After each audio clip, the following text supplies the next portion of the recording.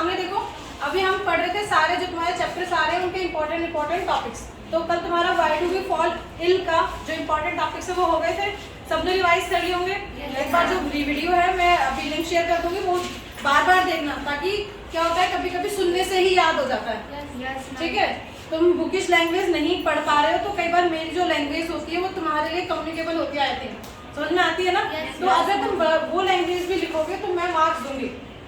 ठीक है, ऐसा नहीं मैं पूरी साइंटिफिक लैंग्वेज से देखूंगी, मैं मार्क्स दूंगी। तो हम शुरू करते हैं एटम एंड मॉलिक्यूल पर। मेन मोटिव क्या है, आप लोगों को पास होना। उस वीडियो को बार बार देखो, कम से कम 6 चैप्टर है, 3 भी ढंग से कर ले तो पास हो जाओगे बच्चों। ठीक है, एटम एंड मॉलिक्यूल यानी कि अणु एवं परमाणु, अणु एवं परमाणु।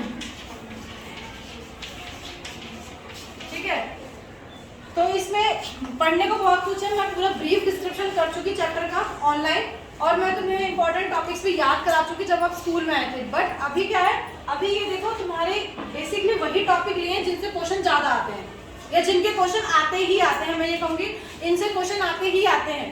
ठीक है, सामने देखो बेटा, last law of chemical combination. Law of chemical combination क्या होता है, वैसे मेनली तुम्हारे 5 तरह के होते हैं। ठीक है, जब तुम हायर क्लासेस में जाओगे तो तुम 5 तरह के लॉ ऑफ केमिकल कॉम्बिनेशन पढ़ोगे, but in the class of 9 आप सिर्फ 2 तरह के केमिकल कॉम्बिनेशन पढ़ते हो, law of conservation of mass और लॉ ऑफ कांस्टेंट प्रोपोर्शन। तो हिंदी वाले बच्चों के लिए law of conservation of mass यानी कि द्रव्यमान संरक्षण का नियम। मैं बोल देती हूँ, लिखने से थोड़ा सा डिस्टर्बेंस हो जाएगा बोल के। और लॉ ऑफ कांस्टेंट प्रोपोर्शन क्या होता है, स्थिर अनुपात का नियम, स्थिर अनुपात का नियम। देखो ज्यादा कुछ नहीं करना है इसमें, आपको इनके एक डेफिनेशन लिखनी है, एकदम सटीक डेफिनेशन जो बुक में मैंने अंडरलाइन कराई है वो लिखनी है, एकदम प्रॉपर वर्ड टू वर्ड। इसमें मेरी वाली लैंग्वेज नहीं चलेगी, जैसे मैं कहती हूँ ना कुछ तुम सुन लोगे लिख दोगे, वो नहीं। जो लॉ होते हैं, जो नियम होते हैं, उनमें एग्जैक्ट लिखना होता है जैसे तुम्हारा है लिखना है। ठीक है, तो law of chemical conservation of mass का क्या कहता है समझ लो, जो मैं समझाना चाह रही हूँ समझा दिया है वैसे, बट एक बार और समझ लो, लिखना बुकिश लैंग्वेज को इन दोनों में। Law of conservation of mass क्या होता है, द्रव्यमान संरक्षण का नियम। इस नियम के अनुसार मास को ना तो आप क्रिएट कर सकते हो ना ही आप डिस्ट्रॉयड कर सकते हो। मास can neither be created nor be destroyed, मतलब द्रव्यमान को ना तो आप उत्पन्न कर सकते हो ना ही उसका विनाश कर सकते हो। ठीक है, जैसे कि अगर कोई केमिकल इक्वेशन की है, मैं यहाँ थोड़ा समझा देती हूँ। कोई केमिकल इक्वेशन कर रहे हो तो ए और बी एरो करो तो सी बनता है, या फिर बस डी ले लो। ये केमिकल रिएक्शन है, ये रासायनिक अभिक्रिया है, इसमें ये रिएक्टेंट है और ये प्रोडक्ट है, यानी कि ये अभिकारक है और ये तुम्हारा उत्पाद है। तो ये कह रहे हैं कि मास के neither be created nor be destroyed. मानो इसका मास 3 ग्राम है और इसका मास 2 ग्राम है, जो यहाँ प्रोडक्ट बना है उसका यहाँ सी का 4 ग्राम है और डी का 1 ग्राम है, बट आप टोटल कैलकुलेट करोगे तो ये भी 5 ग्राम है और ये भी 5, बट ये 3 और 2 के रेशो में था, आफ्टर दैट वो प्रोडक्ट में 4 और 1 के रेशो में बन गया, बट टोटल तो मास कितना है 5 है। That means mass can neither be created nor be destroyed, but it can change into one form to another form. समझ में आया? इसमें इतना लिख के ऐसा कुछ एग्जांपल सा दे देना जो बुक में दे रखा है, ये मैंने अपनी तरफ से लिखा है, बुक में दे रखा है वो लिख देना। ठीक है, लॉ ऑफ कांस्टेंट प्रोपोर्शन क्या होता है, स्थिर अनुपात का नियम, कि कोई भी केमिकल कॉम्बिनेशन, कोई भी रासायनिक अभिक्रिया जो है उन्हीं तत्वों से मिलकर बनती है जिन तत्वों से वो बनी हुई है। जैसे कि तुम्हारे पास H2O हो गया, एग्जाम्पल मैं यहाँ समझा देती हूँ। जैसे कि आपके पास H2O हो गया, फिक्स रेशो होता है इनका H2, यानी कि 2 multiply H plus 1 multiply O। ठीक है, तो H का एटॉमिक नंबर कितना होता है 1 प्लस 1 का, इसे 1 करके रेशो कर सकते हो आप। ठीक है, O का कितना होता है 16, यानी कि 2:16 हो गया, काटोगे तो 1:8 हो गया। दैट मीन्स आपका जो वाटर है वो हर कंडीशन में आपको 1:8 में ही मिलेगा। ऐसे आप बहुत सारे एग्जांपल्स ट्राई करोगे अपनी बुक से। CO2 का भी कर लेना, ठीक है, CO2 का भी कर लेना। आगे 2 इंपॉर्टेंट टॉपिक्स हो गए, इनमें से एक आता ही आता है, चाहे वो 2 में आए या वो 1 नंबर में आए, बट आएगा। मैंने बता दिया ये 100% आएगा। ठीक है, आगे आपका क्या होता है, Dalton atomic theory. Dalton atomic theory जो अपने आप में बहुत इंपॉर्टेंट है, जो अपने आप में बहुत इंपॉर्टेंट है। मैंने पूरा यहीं बैठ के आपको रिवीजन कराया था। डाल्टन एटॉमिक थ्योरी से पहले आपको एटम और मॉलिक्यूल के बारे में पता होना चाहिए। एटम और मॉलिक्यूल क्या होते हैं?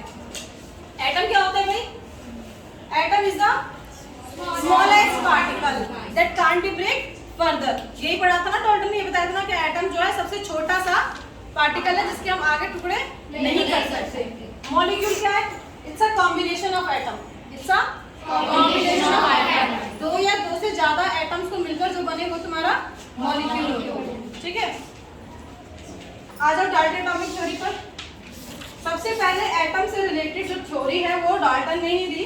ठीक है, तो इन्होंने क्या बताया था, मैंने आपको सिर्फ और सिर्फ इसके 4 पॉइंट याद करने के लिए बोला है। पॉइंट्स इसमें 6 है 7 है, बट मैंने सिर्फ आपको सिर्फ 4 पॉइंट याद करने के लिए बोला है, ज्यादा नहीं याद करने के लिए बोला है। अगर 3 मार्क्स में आएगा तो 3 पॉइंट लिखने हैं, 2 मार्क्स में आएगा तो 2 पॉइंट लिखने हैं, 4 मार्क्स में नहीं आता। ठीक है, अगर ऐसा है ये 1 मार्क्स में आया तो 2 पॉइंट्स लिख देना। कई बार ऐसा होता है हाफ हाफ में कैलकुलेट कर लेता है एग्जामिनर, तो मैं बता रही हूँ इस तरह से पैटर्न में आता है। अगर 3 में आ रहा है तो 3 ही लिखना। ठीक है, 4 में इसलिए याद करा रही हूँ ताकि तुम्हें 4 याद हो तो कम से कम 3 तो लिख सको। ठीक है, तो डाल्टन एटॉमिक थ्योरी के बारे में समझ लेते हैं। डाल्टन जो साइंटिस्ट हैं उन्होंने बताया, फर्स्ट पॉइंट जो है उनका ये है कि atom is the smallest particle that can't be break further. Atom जो है वो छोटा सा पार्टिकल है, छोटा सा कण है जिसके हम आगे टुकड़े नहीं कर सकते। दूसरा पॉइंट क्या बताया डाल्टन ने? दूसरा पॉइंट ये बताया कि जितने भी तुम्हारे एटम्स हैं, लाइक सिमिलर जो एटम्स हैं उनकी फिजिकल प्रॉपर्टीज, केमिकल प्रॉपर्टीज क्या होंगी? सेम होंगी, आइडेंटिकल होंगी। ठीक है, और डिफरेंट डिफरेंट एलिमेंट्स की आपकी प्रॉपर्टीज क्या होंगी? डिफरेंट डिफरेंट होंगी। ये 3 पॉइंट्स याद हो गए। यही 3 पॉइंट्स लिमिटेशन में काम आएंगे, कमियों में कराए थे ना याद। ये 3 पॉइंट याद हो गए। एक आप कोई आपकी चॉइस है, वो कोई सा भी पॉइंट याद कर लेना। अब इन 3 पॉइंट्स को हम कमियों में देखते हैं कि लिमिटेशन क्या रही। डाल्टन की कुछ लिमिटेशन रही होंगी, तभी तो हमारे आगे साइंटिस्ट है। डाल्टन की सबसे बड़ी लिमिटेशन, इसका सबसे बड़ा पॉइंट था, इसने बोला कि atom is the smallest particle that can't be break further, जिसके हम आगे टुकड़े नहीं कर सकते। बट ये इसकी कमी रही क्योंकि एटम के भी टुकड़े हो जाते हैं। इसमें अल्फा, बीटा, गामा, यानी कि इलेक्ट्रॉन, प्रोटॉन और न्यूट्रॉन। इलेक्ट्रॉन, प्रोटॉन और न्यूट्रॉन जो आपने पढ़ोगे इससे अगले चैप्टर में कि इलेक्ट्रॉन की खोज किसने की, बताया सब मैंने। न्यूट्रॉन, ये सब साइंटिस्ट आए 1 बाय 1। तो इसकी एक लिमिटेशन तो ये हो गई, इसने बोला था स्मॉलेस्ट पार्टिकल, बट वो स्मॉलेस्ट पार्टिकल तो है नहीं। हाँ, कि इसके 3 पार्ट में और डिवाइड हो सकता है, इलेक्ट्रॉन, प्रोटॉन और न्यूट्रॉन। और इलेक्ट्रॉन की खोज किसने की? जे थॉमस। फिर दूसरा पॉइंट इसने बोला कि सेम जो एलिमेंट्स हैं उनके प्रॉपर्टीज जो है वो सेम रहेंगी। क्या ऐसा है? नहीं, सेम एलिमेंट्स की प्रॉपर्टीज डिफरेंट भी हो सकती हैं और डिफरेंट जो सेम ग्रुप में है उनकी डिफरेंट भी हो सकती है और डिफरेंट वालों की सेम भी हो सकती है। ठीक है, तो इसकी लिमिटेशन भी याद कर लेना, लिमिटेशन भी लिखने को आ जाती है। 1 नंबर में एक तो 2 लिमिटेशन लिखनी है।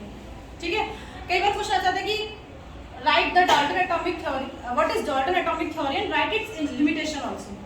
तो आपको 2 तो इसमें ये 3 नंबर में आएगा। अगर इतना बड़ा क्वेश्चन आया तो ये 3 नंबर में आएगा। आपको 2 इसकी लिमिटेशन लिखनी है और 2 इसकी लिमिटेड थ्योरी लिखनी है। ठीक है, इतना लिखना पड़ेगा और बहुत सुंदर सुंदर साफ साफ लिखना है एकदम। नेक्स्ट है आपका छोटे छोटे जो टॉपिक है वो देख लेती हूँ। आपका इंपॉर्टेंट टॉपिक है फॉर्मूला, यूनिट, मास, ये मैं भी समझाऊंगी बोर्ड रफ करके। अभी छोटे छोटे टॉपिक पर ध्यान दो। छोटे टॉपिक एक हो गया atomic mass unit. Atomic mass unit क्या होता है? एटॉमिक मास यूनिट मैंने बताया था तुम्हें C12, कार्बन का 12वां हिस्सा एक एटम के मास के बराबर होता है, that is atomic mass unit. Example देके समझाया था, तरबूजा होता है उसको 12 पार्ट्स में मानो डिवाइड कर लो और आपको कुछ और फ्रूट्स को उससे ऐड करना है, तो हम कैसे मानेंगे? जैसे मतलब एक तरबूजा है वो 12 ग्राम का, लेट अस अज्यूम, तो उसके हमने 12 स्लाइसेस कर दिए, तो एक जो उसकी स्लाइस है वो 1 ग्राम की होगी। तो अगर हम कुछ और मेजर करेंगे, जैसे कि आपको पता है कि फ्रूट्स तो किलो में और इन सब में होते हैं, बट बहुत छोटी छोटी चीज़ें होती हैं जो मेजर करनी पड़ती हैं। तो उस टाइम जो नहीं थे सारे वेइंग वो, तो तब ऐसे करके C12 के बराबर मान लिया था। ये C12 के बराबर, C12 मतलब कार्बन के 12वें हिस्से के बराबर एक एटम का मास होता है। ठीक है, एक होता है तुम्हारा टॉपिक एटॉमिसिटी, एक होता है तुम्हारा टॉपिक एटॉमिसिटी। एटॉमिसिटी यानी कि परमाणुता। एटॉमिसिटी यानी कि परमाणुता कि एक एटम में, जैसे मतलब हमने बात की O2, तो इसमें कितने एलिमेंट्स हैं, एटम्स हैं? 2। तो इसकी परमाणुता कितनी? 2। इसमें कितने हैं? 8। इसमें कितने हैं? 4। This is your atomicity. This is your atomicity. And the most important topic आपका formula atomic mass, formula unit mass, वो मैं भी स्टार्ट कराती हूँ। डस्टर लास्ट टॉपिक जो तुम्हारा इसमें बहुत इंपॉर्टेंट है वो है तुम्हारा फॉर्मूला यूनिट मास। फॉर्मूला यूनिट मास, ये जो मैंने लिखे हैं थोड़े मेन कंपाउंड्स हैं, इनमें से आता है, ऐसा मेरा मानना है, इनमें से आ ही जाता है, ठीक है, क्योंकि जो मैं अपना 3 इयर्स 4 इयर्स का आपको एग्जाम का शेड्यूल के हिसाब से करा रही हूँ, तो इनमें से आता है। तो पहला हम H2S ले लेते हैं। अगर H2S फॉर्मूला मतलब कि आप किसी भी एटॉमिक मास का कैसे फॉर्मूला कैलकुलेट करोगे। मानो मैंने दे दिया आपको हाइड्रोजन सल्फाइड, मैंने दे दिया आपको हाइड्रोजन सल्फाइड, और मैं आपसे बोलूंगी और एग्जाम में ऐसे आएगा कि कैलकुलेट द फॉर्मूला यूनिट मास, इसका फॉर्मूला यूनिट मास निकालो। तो कैसे निकालोगे? हिंदी वालों के लिए हिंदी में आएगा हाइड्रोजन सल्फाइड। तो हाइड्रोजन यानी कि H, हाइड्रोजन यानी कि H, सल्फर यानी कि S, सल्फाइड यानी सल्फर, सल्फर यानी S। अब यहाँ पे हम बहुत बढ़िया सी टेबल बनाएंगे एटॉमिक नंबर, ठीक है, KLMN। देखो हाइड्रोजन का एटॉमिक नंबर होता है 1, K में कितने आ सकते हैं? 1। तो K में आ गए, यानी कि इसकी लास्ट शेल में कितने इलेक्ट्रॉन है? 1। तो इसकी वैलेंसी कितनी हुई? 1। आगे है तुम्हारा S, S का एटॉमिक नंबर 16। तो K में आएंगे 2, L में आएंगे 8 और M में 6। 8 आ सकते हैं बट हमारे पास तो 16 ही है ना, तो 2 और 8 10, 10 और 6 16। हमारे पास तो 6 है भाई सिर्फ। तो हम क्या करेंगे, ये 6 तो देगा नहीं अपने किसी को, ऑक्टेट पूरा करने के लिए क्या करेगा, ये 2 किसी से लेगा, तो इसकी वैलेंसी कितनी हो जाएगी? 2। तो यहाँ लिखेंगे 1 और यहाँ लिखेंगे 2।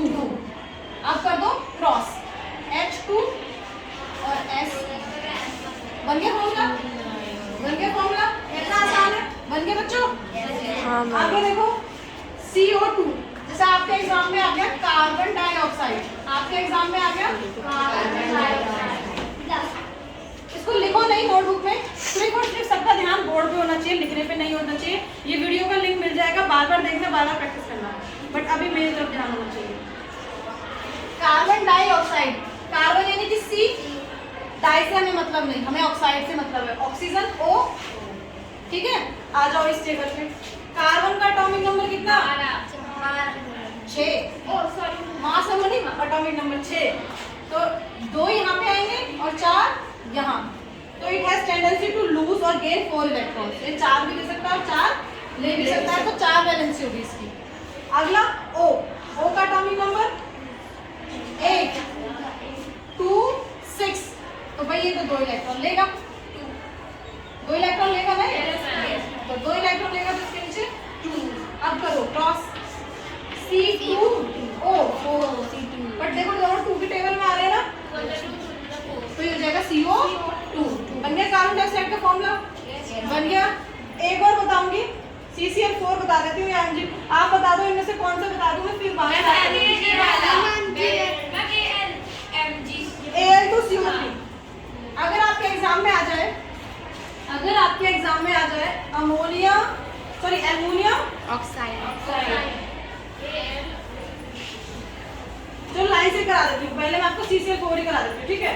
जैसे आपका एक्चुअली टाइम हो गया ना, जैसे आपका आ जाए carbon tetra chloride, carbon tetra chloride.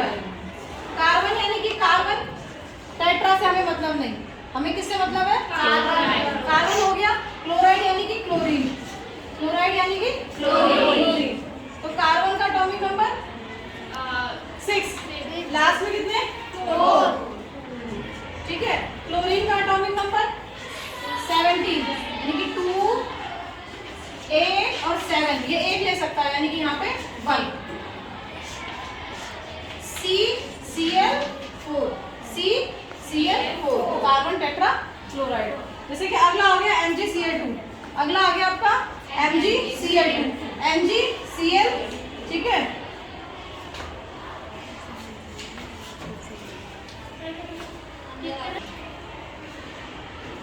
यानी कि आपके एग्जाम में आएगा magnesium chloride, magnesium chloride, magnesium यानी कि Mg, क्लोरीन, क्लोराइड यानी क्लोरीन। तो Mg का एटॉमिक नंबर कितना होता है? 12, तो 2 8 2, तो लास्ट में कितना आएगा? 2, और क्लोरीन के लास्ट में कितना आएगा? 1, ठीक है। तो क्रॉस करो, हो जाएगा Mg, ये हो जाएगा Cl2, ठीक है, ठीक है। आगे देखें, आगे क्या है आपका? आगे है आपका Al2CO3 यानी कि aluminium, aluminium oxide, aluminium oxide, aluminium से मतलब Al, ऑक्साइड से मतलब O। एल्युमिनियम का एटॉमिक नंबर कितना होता है? 13, तो 2 8 3, 10 और 3 13, तो इसके लास्ट में कितने? 3, और O के लास्ट में कितने? 2, तो ये हो जाएगा Al2O3, ठीक है। लास्ट और देख लो बस, फिर खत्म करते हैं इसको। लास्ट है आपका calcium oxide, calcium oxide, calcium यानी कि CaO या ऑक्साइड यानी कि O। कैल्शियम का एटॉमिक नंबर कितना? 20, तो करो 2 8 8 और 2, 2 और 8 10, 10 और 8 18, 18 और 2 20, तो कितने आएंगे? 2। ऑक्सीजन में कितने आते हैं? 2। तो ये हो जाएगा तुम्हारा कैल्शियम ऑक्साइड, ठीक है।